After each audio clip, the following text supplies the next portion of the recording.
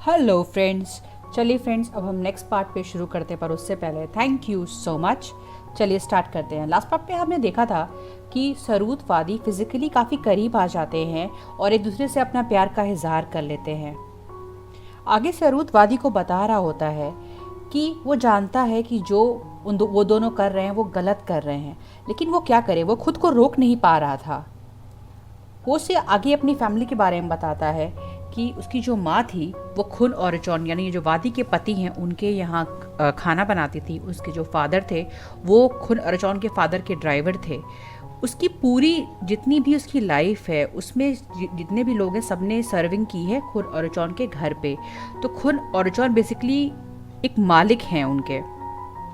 वादी ये सब बात बहुत ध्यान से सुन रही होती है, शांति से, क्योंकि वो जानती है कि ये सब सच है और वो बहुत डरी हुई होती है आगे के लिए। सरूद उससे कहता है कि मैं जानता हूँ कि आज मैं जो कुछ हूँ वो सब खुन और जॉन की फैमिली की वजह से हूँ, लेकिन अब मैं ये सब नहीं कर पाऊँगा। मैं जानता हूँ कि लोग मुझे एहसान फरामोश कहेंगे, लेकिन मुझे अब उससे कोई फ़र्क नहीं पड़ता। मैं अब आपके साथ रहना चाहता हूँ वादी, और उसके लिए मैं कुछ भी करूँगा। उसके बाद वो बहुत प्यार से वादी के चेहरे पे अपना हाथ ले जाता है, फिर उसके फोरहेड पे उसे किस करता है और उससे कहता है कि मैं हमेशा आपकी रक्षा करूंगा वादी, आप बिल्कुल अकेले नहीं, आप बिल्कुल चिंता मत कीजिए। और फिर वो उसके फोरहेड पे किस करता है। दोनों बहुत शांति से फिर सो जाते हैं। नेक्स्ट सीन में हम देखते हैं कि वादी हॉस्पिटल में बेड पे लेटी हुई है। वहाँ पे सरूद है, वहाँ पे औरचौन है, और वहाँ पे औरचौन की मदर यानी वारांग भी है। तभी वहाँ पे डॉक्टर आते हैं जो कि इन लोग को बताते हैं कि वादी प्रेग्नेंट है। ये सुन के जो वादी की सास है वारांग, वो खुश हो जाती है और वो औरचौन से कहती है कि देखो अच्छा हुआ ये प्रेग्नेंट है, अब चलो अब हमें जो जायदाद है वो मिल जाएगी। एक्चुअली बात क्या है कि जो औरचौन है ये एक बहुत रईस फैमिली से बिलोंग करते हैं ये लोग, लेकिन जो जायदाद पाने की शर्त ये थी कि औरचौन और उसका जो कज़न भाई है टच, इन दोनों में से जिसका पहला बच्चा होगा उसी को उस कंपनी का सीईओ बनाया जाएगा। तो अब इसीलिए इनको बच्चे की बहुत ख्वाहिश थी, तो इसी वजह से वारांग बहुत खुश हो जाती है। लेकिन जो औरचौन होता है उसका मुंह एकदम बना हुआ होता है। वो वादी के पास जाता है, बहुत ज़ोर से उसके कंधे को पकड़ता है और उससे कहता है घर चलते हैं, और वहाँ से चला जाता है। औरचौन जब घर पे आता है तो घसीटता हुआ वादी को लाता है और सोफे पे फेंक देता है। उसको वारांग रोकती है कि तुम क्या कर रहे हो, बच्चे कुछ हो गया तो।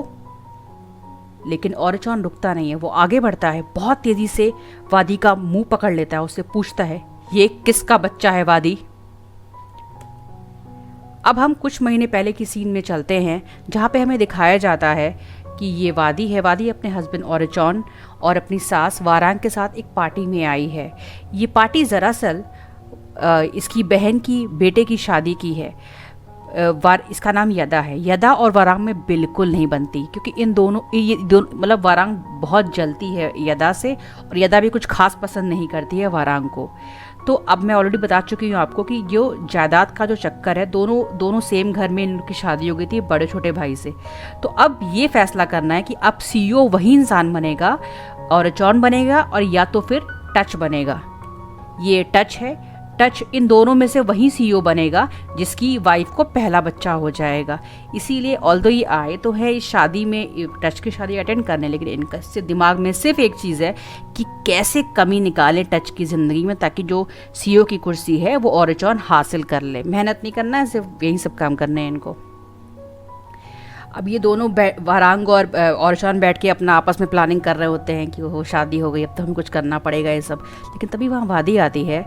वो उनसे कहती है कि अब तो शादी हो गई है ना, क्या आप लोग पीछे पड़े, जाने दीजिए, कोई भी सीईओ बनता है, क्या फ़र्क पड़ता है। इस पे औरचौन गुस्सा जाता है। वो वादी को उसके हाथ को बहुत ज़ोर से पकड़ता है और खींचता हुआ साइड में लाता है, और वादी से कहता है कि तुम तो किसी काम की हो नहीं, तुमसे तो कोई काम होता नहीं है, एक बच्चा देना था वो तो तुमसे हो नहीं पा रहा है। और पीछे से सरूद ये सारी बातें सुन रहा है। और फिर जो औरचौन है वो और जलील करता है वादी को कि तुम तो मेरी किसी काम की नहीं, तुमने मेरी आज तक मदद की ही क्या है। और फिर वो उसको साइड में फेंक के चला जाता है धक्का दे के। सरूद ये सब पीछे से देख रहा होता है, वो देख रहा होता है कि वादी के हाथ पे, क्योंकि उसने बहुत कस के पकड़ा होता है ना औरजान ने उसका हाथ, तो उसके कहीं हाथ पे चोट लगी होगी, दर्द हो रहा होगा उसको। खैर वादी जाते हुए औरजान को देखती है और वहीं उसकी सास खड़ी होती है, लेकिन उसकी सास औरजान को कुछ भी नहीं कहती है, उल्टा वादी को ही वो गुस्से से देख रही होती है। इसके बाद वादी बहुत उससे अपना हाथ अपने जो चोट पे जाती है, जो कस के पकड़ा था और जॉन ने, फिर उसको सहलाती है अपने हाथ को, और इससे पहले सरूद देख रहा होता। तभी वहाँ पे एक वेटर आता है वाइन लेके, और वादी वाइन ले लेती है। फिर वो वाइन पीने लगती है। सरूद देख रहा होता है कि वो वाइन पी रही है, वो जानता है कि वाइन इतना सूट नहीं करता है वादी को, लेकिन वो उसको रोकता नहीं, बस चुपचाप देख रहा होता है पीछे खड़े होके। उसके बाद वो दूसरा ग्लास भी लेती है, उसको पीने लगती है। सरूद ये सब देता है, फिर भी वो कुछ बोलता है, मतलब सोचता है कि जाके रोके, पर फिर वो रुक जाता है क्योंकि जानता था कि वो उसकी बॉस की बीवी है।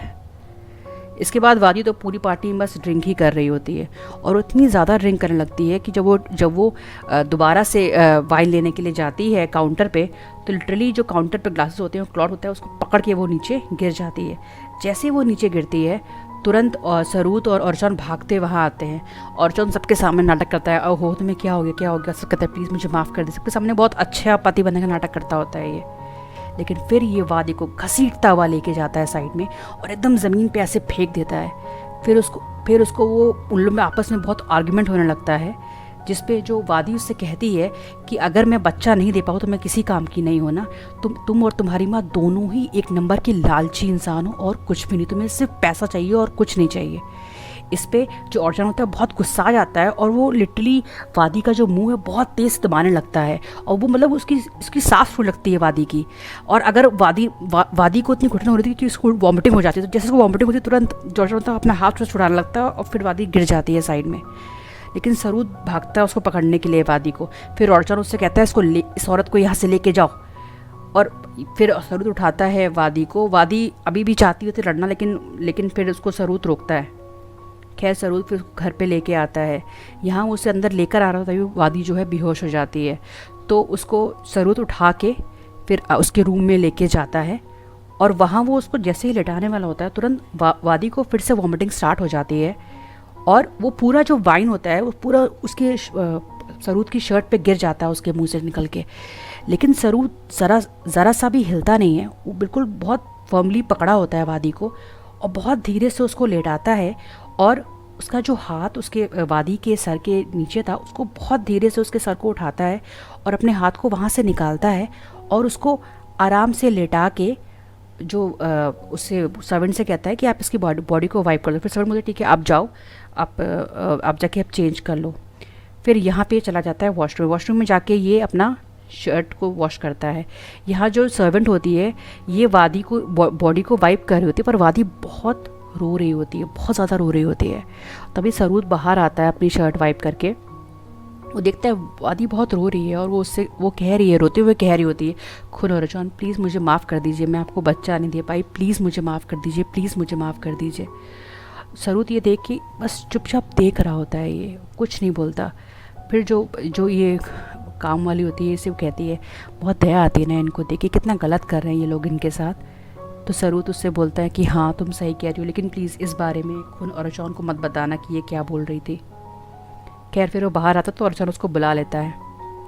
नेक्स्ट सीन में देखते हैं हम कि अगली सुबह जब वादी एकदम ठीक ठाक होकर उठती है, तो उसकी सास उसके पास आती है, उसको बहुत ही भला बुरा कहने लगती है कि तुमने मेरी नाक कटा दी, और बहुत कुछ बोलने लगती है।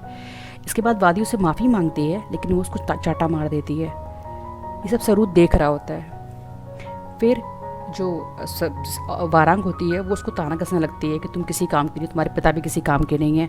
इस पे वादी गुस्सा आ जाती, कहती कि मेरे पिता ने आपके लिए इतना कुछ किया है, और आज जब वो पैरालाइज हो गए हैं तो आप उनके बारे में इस तरह कह रही हैं। बेसिकली क्या है कि ये जो वादी है ये भी काफ़ी अच्छी फैमिली से थी, इसके फादर डिफेंस में बहुत अच्छी पोजीशन पर था, लेकिन हुआ क्या, इनको पैरालिसिस हो गया था। इसकी वजह से इनकी जितनी भी पावर थी अब वो चली गई है, तो अब ये उतनी पावरफुल फैमिली से नहीं है। और इसकी जो मदर भी वो भी बचपन में डेथ हो गई थी, तो अब स्टेप मदर है इसकी, तो इतना इसके पास इतनी पावर नहीं रह गई है अब। लेकिन जो वारांग होती है वो उससे ये बोलती है कि तुम किसी काम की नहीं हो। अब तो उन्होंने कुछ नहीं किया ना, अब करे तो समझ में भी आएगा। तो उसको मतलब बहुत ही बुरा भला बोलती है खैर जो औरजान होता है ये सब खड़ा होकर सुन रहा होता है पर वो कुछ नहीं बोलता है। उल्टा वो अपनी माँ से कहता है, मम्मी चलना है, कैसीनो चलना है आपको? तो जो ये वारंग होती है कहती है कि नहीं, मेरा मेरा मेरा लक ख़राब हो गया इस लड़की को देख के। और फिर खैर औरजान फिर ऐसे देखता और कहता है कि ऐसा है, तबीयत ठीक ना हो तो सरूद से बोल देना कि तुम्हें हॉस्पिटल ले जाए। और फिर वो वहाँ से चला जाता है। सरूद बस चुपचाप देखता है वादी को और फिर वो भी वहाँ से चला जाता है। नेक्स्ट सीन में हम देखते हैं कि कैसीनो से बाहर निकलने के बाद ये भाई साहब आराम से अपनी रंगरलियाँ मना रहे हैं। इनको मतलब आराम से ये अपनी अय्याशी कर रहे हैं। यहाँ पे अगले सुबह क्या होता है कि जब वादी घर पे आ रही तभी कोई उस पर अटैक करता है। तभी वह सरूद आकर उसको बचा लेता है। लेकिन जो वादी होती है अटैक के बाद पता नहीं उसको शॉक होता है क्या, वो बेहोश हो जाती है। तो फिर सरूद उसको उठा के अपने साथ गाड़ी में लेके जाता है। हॉस्पिटल में जब वादी अपनी आँख खोलती है तो उसको लगता है जैसे औरजान उसके पास खड़ा। तो वो बोलती है औरजान, लेकिन वहाँ औरजान नहीं होता, वहाँ पे सरूद होता है। वो उससे पूछता है कि आप कैसे हो, आपको चोट तो नहीं लगी, कहीं दर्द तो नहीं हो रहा है आपको? तो फिर वादी उससे कहती है तुम मुझे यहाँ पे लाए हो सरूद? तो वो कहता है हाँ मैं आपको लाऊं, लेकिन मैंने औरजान जी को फ़ोन कर दिया है, वो अभी आते ही होंगे, वो रास्ते में ही होंगे। और फिर वो उठने लगती है तो सरूद उनको जूस ला के देता है कि प्लीज़ आप जूस पीजिए और तभी आप उठिए। तो फिर वो जूस पीती है और फिर वो उठने लगती है कि अपनी चप्पल पहने। तो फिर सरूद उसको रोक देता है, कहता है नहीं रुकिए रुकिए। वो उसे कहती कि नहीं मैं खुद पहलूँगी। कहता है कि नहीं आप परेशान मत होइए, मुझे आप अगर झुकेंगे तो फिर आपको चक्कर आ सकता है ना, तो मुझे पहनाने दीजिए। फिर वादी बहुत ध्यान से उसको देख रही होती है किस तरह से वो ट्रीट कर रहा, मतलब बहुत ही रिस्पेक्ट के साथ वो सरूद इसको वादी को हमेशा से ट्रीट करता आता है।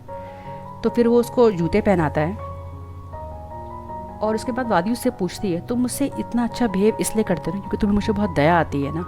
तो सरूद उससे कहता है ऐसा कुछ भी नहीं है, मैं बस चाहता हूँ कि मैं आपका ध्यान रखूँ। इस पर एकदम वादी उसको देखने लगती है। तो सरूद को लगता है कि उसने क्या बोल दिया। फिर वो कहने लगता है कि नहीं मेरा मतलब है कि आप मेरे मालिक की वाइफ हैं, तो मैं बस चाहता हूँ कि मैं जो भी हो सके वो कर सकूँ उस इंसान के लिए जिससे मेरे मालिक बहुत प्यार करते हैं। मतलब सरूद आए टाइम हमेशा बोलता रहता है वादी से कि आपको जो औरजान जी हैं वो बहुत प्यार आपसे करते हैं, हमेशा ये बात ज़रूर बोलता होता है। इस पर खैर वादी तो कुछ नहीं बोलती है क्योंकि वो जानती होती है कि औरजान कैसा है। उसके बाद बस कहती है थैंक्स सरूद।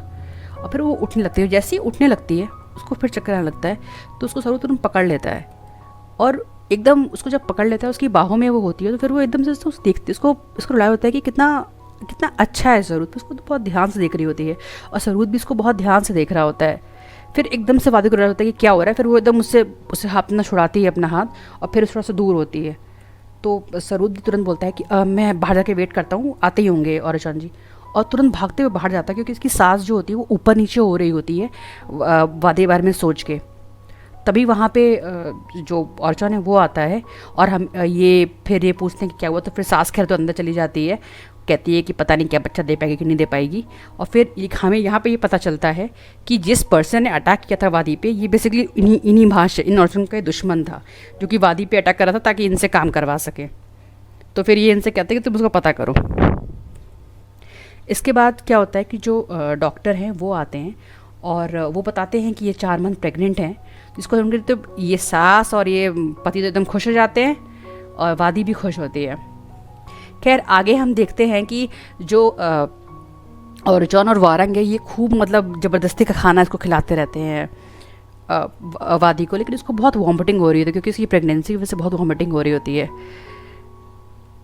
और ये फिर जब बाहर बैठी होती है तभी वहाँ पे सरूद आता है और वो उसके पास आता है, फिर बैठता है और कहता है कि प्लीज़ आप ज़रा ये ट्राई करिए, मैं आपके लिए लेकर आया हूँ। तो फिर वो से पूछती है तुम्हारे पास इतना टाइम था कि तुम मतलब रुको मेरे लिए सब खरीदो? तो कहते हैं कि नहीं मैं एक्चुअली गाड़ी में गैस भरवाने गया था ना तो बस इसीलिए, तो प्लीज़ आप ट्राई करो ना। तो कहती है थैंक्स। फिर वो बहुत ध्यान से उसको देख रहा होता है कैसे वो पैकेट खोल रही है, खा रही है। और फिर वो कहती है कि बहुत अच्छा है। तो एकदम सरूद एकदम हंसने लगता है कि अच्छा। और फिर वो धीरे से अपना हाथ पॉकेट में डालता है और फिर दूसरा पैकेट निकालता है, उसको देता है कि ये लीजिए एक और पैकेट है। तो वादी उससे कहती है कि एक पैकेट काफ़ी और नहीं चाहिए। और फिर वो उससे पूछता है कि आप ठीक हैं? तो कहती है हाँ मैं बिल्कुल ठीक हूँ। और फिर वो हंसने लगती है और सरूद भी हंसने लगता है। इसके बाद लेकिन नेक्स्ट सीन में हम देखते हैं कि हॉस्पिटल का सीन है। वादी बेड पे है और जो औरजान है वो वादी को कह रहा है कि तुम 1 नंबर की बेवकूफ़ औरत हो। फ्रेंड्स ये पार्ट यहीं पे ख़त्म होता है। नेक्स्ट पार्ट मैं जल्दी लेने की कोशिश करूँगी। चलिए thank you so much and thank you so much.